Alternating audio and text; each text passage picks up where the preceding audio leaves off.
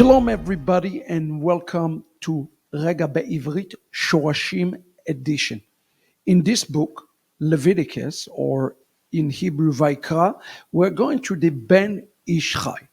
As you notice, with the style and the methodology of the Ben Ish Chai, he often likes to illustrate his points, not just on a midrashic level, but on the parables that he uses often to explain the meanings of difficult verses. Now, this week, the parasha is definitely a difficult one, as we read the following words in the parasha itself. Lo telech rachil be'amecha, lo ta'amod al dam re'echa. Those words found in Leviticus chapter 19, verse 16, where the Lord uses the word rachil, meaning merchant, or a grocer, one who go for merchant for information or something. And he said, you are not to be a rachil, which, by the way, is a form of lashon hara.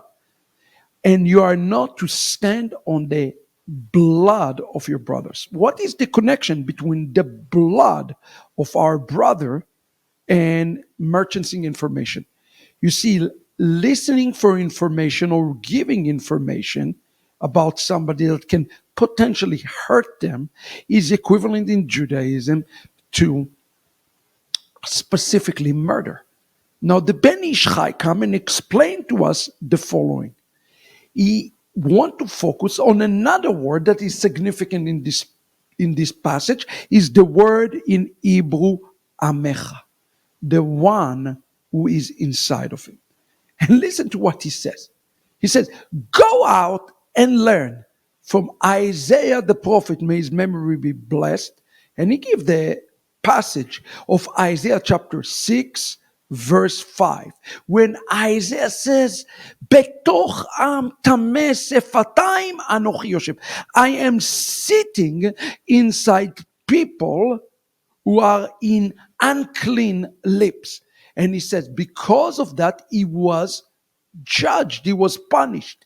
And the key, according to the Ben Ish Chai, there's no greater sin than speaking against Israel as a whole, speaking against the community, speaking against anybody inside the community. He says it's the greatest sin of Lashon Hara. And we have to watch out for this. He says, look at Isaiah. Isaiah was punished for this. And then he gave the example of Elijah, the prophet. And you can see it in the First Kings chapter 19, when Eliyahu Navi pulled himself. Remember, he meet God and he said, God says, what are you doing here? And he excludes himself from Israel and he's speaking about them as he is outside of Israel. Again, this is a form of Lashon Hara, the worst one. The worst Lashon Hara is when one excludes himself from the house of Israel. We need to pay attention to this. Further on, he gave the example of Hosea, who have done the same things, and he gave the example that found in Tractate Pesachim, chapter 87b, where he, Hosea, was punished for that. And that is the meaning. He says, Lo ta'amod al dam re'echa. So what is the upshot here? He says this. Here is the meaning, and I quote from the Ben Ish Chai. The kavanah, the intention, the meaning is, if you see a wicked Russia, somebody from the Zera Israel, meaning a Jew, and he is a wicked one, do not pray upon him. And I want you to stress those two words. Does that sound like Yeshua? Think about this for a second. Listen to what the Ben Ish Chai teach in his commentary. This is so beautiful. Do not pray upon him that he will die, as in the words of Rabbi Meir in Brachot 10. You see, there is a very famous story in Brachot chapter 10 about Rabbi Meir. In this story, a gang came to his house. Now, remember, Rabbi Meir's wife was named Bruria.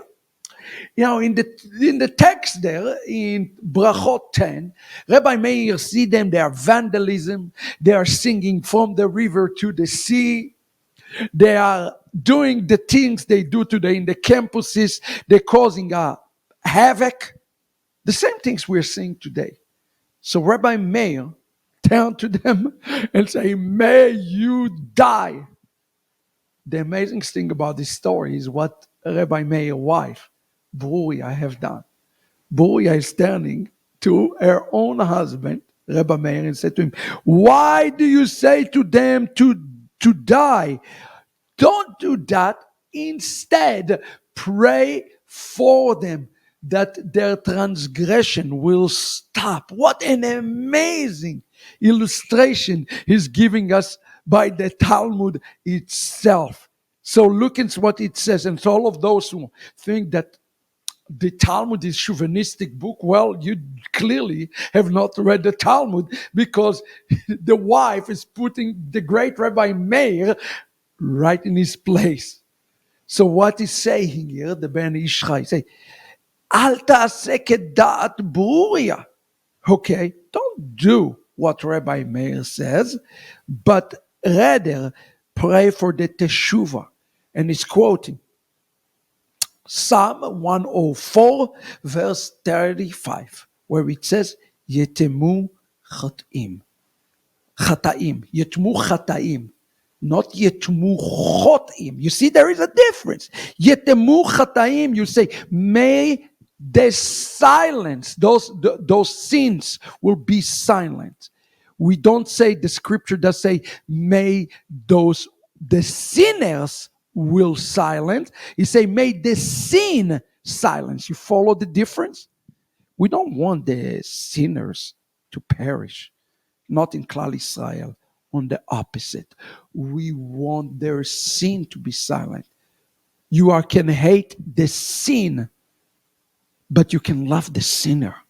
That's what the Torah is teaching us, and that is the meaning of the words Al ta'amod al dam ra'echa. Therefore, you are to pray at the tefillah, as it says. Pray the tefillah instead, as it says on Pinchas.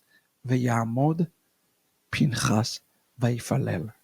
Today we have to make a stand, not against people as we watch what's happening around us all over the world, but stand against the sin. Stand against the words inside the house of Israel. What an amazing lesson it is for us from the Ben Ish Chai, from Rabbi Meir, and from Rabbetzin Bruria. God bless you. Let us pray for the sinners, for the sin to cease, but for the sinners not to perish. Shalom, everybody.